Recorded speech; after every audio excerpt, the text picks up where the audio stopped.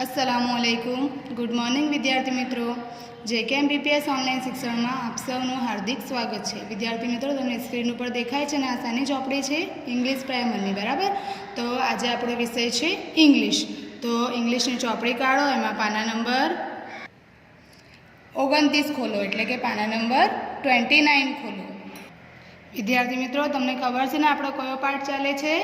Part 6 sounds of animals and birds एटले के प्राणीओ अने पक्षीओना अवाजो। एनी समजूती पूरी थई गई हती। काले फन टाइमनी शरूआत करी हती बराबर। ए पण एमां आ एक पानुं आपणे काले करी नाखेलुं हतुं बराबर। तो आज सामेना पाना उपर पाना नंबर 29 जुओ। पहला सूचना है तो सूचना वाँचीए। बॉक्स में आपेला शब्दों उपयोग करीने प्राणीओ पक्षीओना नाम लखो अने तेमना अवाजना शब्दों साथे जोड़ो। विद्यार्थी मित्रों अहींया तमने बॉक्स में पक्षीओ के प्राणीओना नाम आपेला छे बराबर। अने जुओ अहींया चित्र पण आपेलुं छे, नीचे खाली जग्या आपेली छे एटले के आ चित्र ओळखवानुं छे अने बॉक्समांथी साचो जवाब शोधीने अहींया खाली जग्यामां लखवानुं छे। अने सामे तमने एना अवाजो आपेला छे बराबर। तो एमांथी ए अवाजने शब्दों प्राणीओ के पक्षीओ साथे जोड़वाना छे बराबर। चलो तो आपणे शरूआत करीए। पहेलुं शुं छे ओळखो जो। आ शुं छे? कूतरू बराबर। तो कूतराने शुं कहेवाय इंग्लिशमां? डॉग बराबर। चलो तो आ बॉक्स में आपणे डॉग शोधीए तो डॉग क्या है शोधो जो। आ रह्यु डॉग देखायु ने DOG डॉग। विद्यार्थी मित्रों स्पेलिंग बोलजो DOG डॉग बराबर। तो आ डॉग ने आपणे अहींया खाली जग्या में लखीशुं। तो बोलीने लखजो DOG डॉग।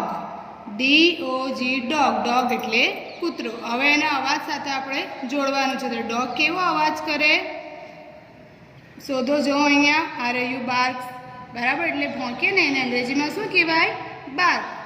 चलो जुओ तो आ कूतराने आपणे बार्क साथे जोड़ीए बराबर। चलो आगळ आ शुं छे ओळखो? घेंटू छे बराबर ने। घेंटाने शुं कहेवाय इंग्लिश में? शीप। शुं कहेवाय? शीप बराबर। चलो आपणे बॉक्स मांथी शोधीए शीप क्या छे? आ रह्यु बराबर ने। चलो जो any spelling SHEEP sheep. SHEEP sheep. Sheep एटले घेंटू। तो अहींया आपणे बोलीने लखीशुं SHEE एटले के बे वार EP शीप। शीप एटले घेंटू बराबर। चलो हवे घेंटू केवो अवाज करे? बेंबे करे ने। तो बेंबे ने शुं कहेवाय इंग्लिश में? ब्लिट्स। शुं कहेवाय? ब्लिट्स बराबर। क्या छे ब्लिट्स? जुआ आ रह्यु देखाय छे ने ब्लिट्स। तो आ शीप ने एटले के घेंटा ने ब्लिट्स साथे जोड़ो। जोड़ाई गयुं। चलो आगळ आ शुं छे? भूंड बराबर। भूंड देखाय छे ने। तो भूंड ने शुं कहेवाय इंग्लिश में? पीग। शुं कहेवाय? पीग। चलो बॉक्स में शोधीए पीग क्या छे? आ रह्यु पीग देखायु ने PIG पीग। PIG पीग। तो चलो अहींया बोलीने लखीशुं PIG पीग। चलो एक एवो अवाज करे ऑइंक ऑइंक बराबर। एने इंग्लिश में शुं कहेवाय? तो ग्रंट्स। शुं कहेवाय?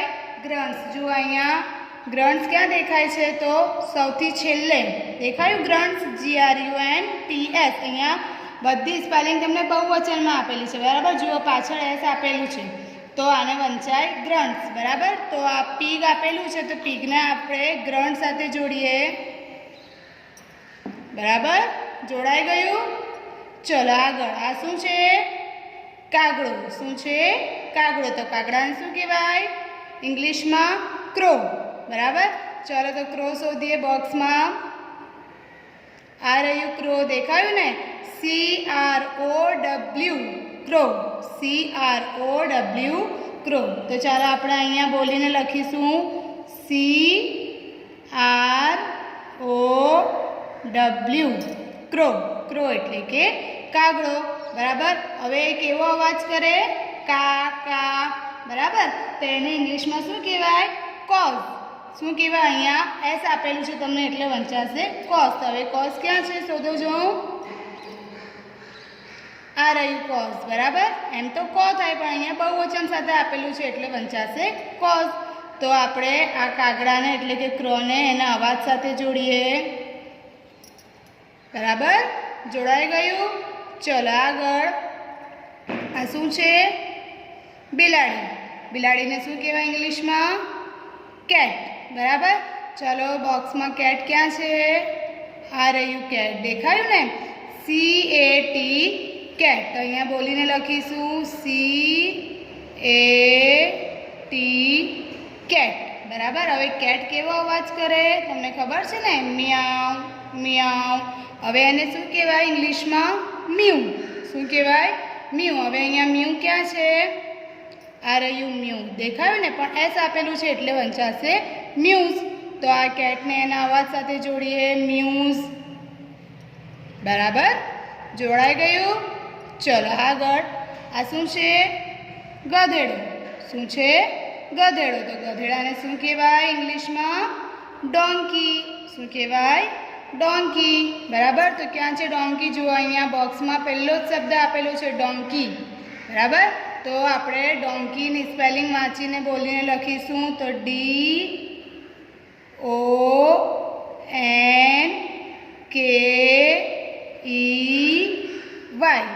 DONKEY, ડોન્કી. DONKEY,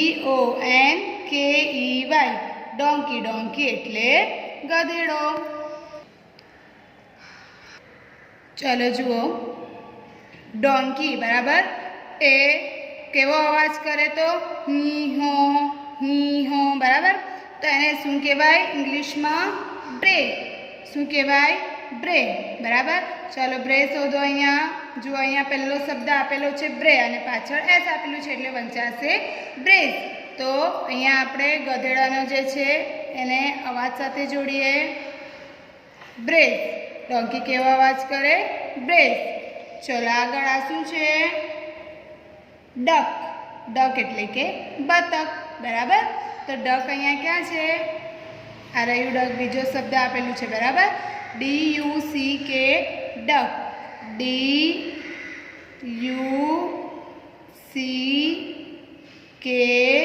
duck. ડક એટલે કે બતક, બરાબર. હવે કેવો અવાજ કરે? તો ક્વેક ક્વેક ક્વેક, બરાબર. તો અહીંયા ક્વેક ક્યાં છે શોધો જો. આ રહ્યું ક્વેક, દેખાયું ને? QUACKS એટલે વંચાશે ક્વેક્સ, બરાબર. તો આ જે ડક છે એને આપણે એના અવાજ સાથે જોડીએ તો ડક ક્વેક્સ, બરાબર. ચલો આગળ. આ શું છે? મરઘી. મરઘીને શું કહેવાય? હેન. ચલો તો હેન ક્યાં છે બોક્સમાં શોધીએ. આ રહ્યું હેન, HEN, હેન. તો અહીંયા આપણે બોલીને લખીશું HEN,